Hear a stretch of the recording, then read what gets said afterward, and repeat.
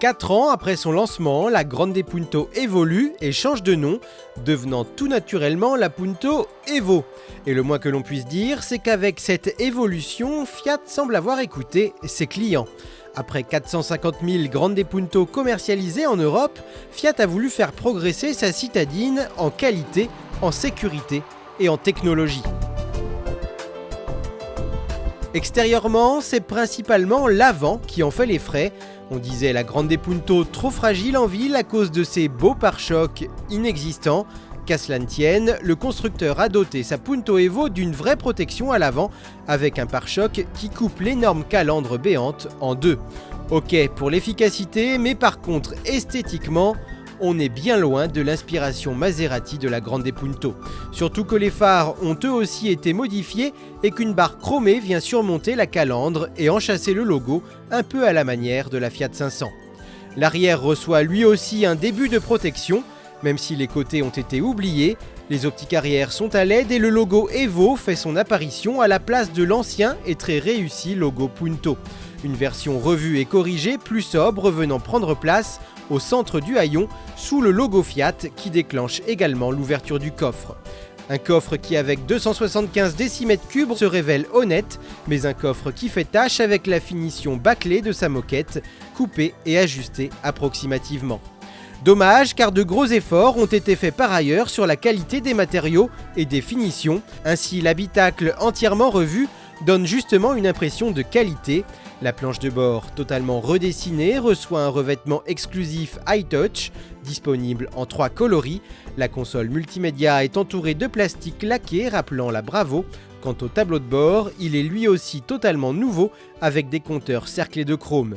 Les portes reçoivent enfin un habillage digne de ce nom, les poignées intérieures étant aussi entièrement redessinées. Un bémol cependant, le cuir du pommeau de levier de vitesse et du volant perd en qualité.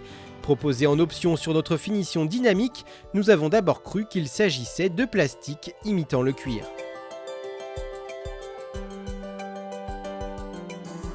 Autre évolution de cette Punto, ses moteurs.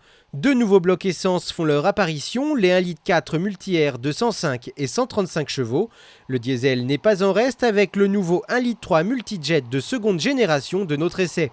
Il développe 95 chevaux à 4000 tours minute. Grâce à de nouveaux injecteurs, il peut réaliser 8 injections par cycle contre seulement 5 auparavant. Une technologie qui permet de gagner en flexibilité et en confort.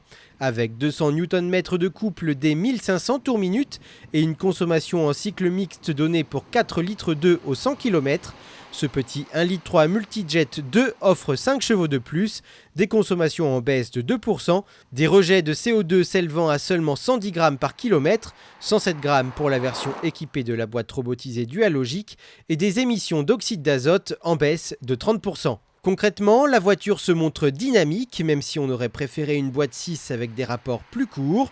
Le comportement est sain et bien que toujours ferme, la Punto Evo se montre plus confortable que la Grande Punto. Il faut dire que le châssis a été rigidifié et de nouveaux ancrages de suspension adoptés. Outre le confort, cette modification améliore également les bruits de roulement. Et toujours pour diminuer le bruit, la Punto Evo reçoit de nouveaux isolants moteur et pavillon, ainsi qu'un nouveau pare-brise atténuant les bruits extérieurs. Et c'est vrai que la Punto Evo est plus silencieuse que la Grande Punto, surtout à l'arrêt. Écoutez bien, lorsque l'on s'arrête à un feu ou à un stop, comme ici par exemple, le moteur se coupe automatiquement, c'est le système Start and Stop. Il est présent 2 séries sur la motorisation diesel multi-jet de nouvelle génération, celle que nous essayons, et également sur les 2 versions essence multi-air. Pour redémarrer, c'est très simple, il suffit d'appuyer sur la pédale d'embrayage et le moteur redémarre instantanément et automatiquement. Évidemment, ce système est déconnectable en cas de besoin, notamment en cas de manœuvre ou de démarrage en côte. Pour cela, un bouton. Et là, le système Start and Stop est déconnecté. Outre le bruit, le Start and Stop permet une baisse allant jusqu'à 15% des émissions et consommations.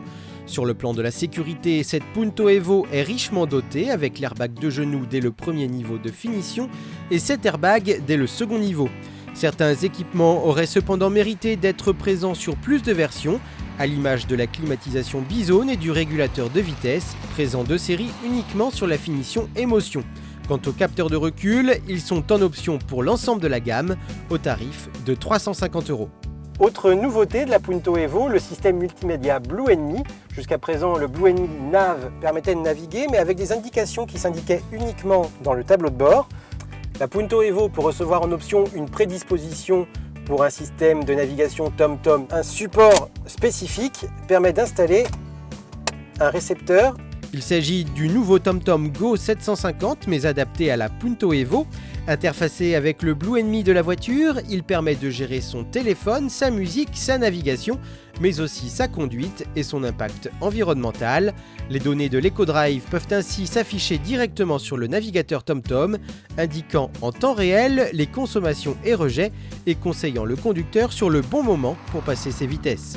Au conducteur de suivre ou non les indications et de choisir de réduire son impact environnemental. Facturé 348 € en accessoires, il nécessite deux options préalables, le Blue Enemy 400 € et la prédisposition navigateur 100 €.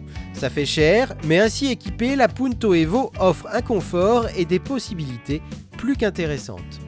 Elle-même facturée 16 750 €, la Punto Evo 1,3 litre multijet 95 chevaux 3 portes dynamiques reste sensiblement moins chère que ses concurrentes, même si l'avantage est moins flagrant qu'il ne l'était avec la Grande Punto.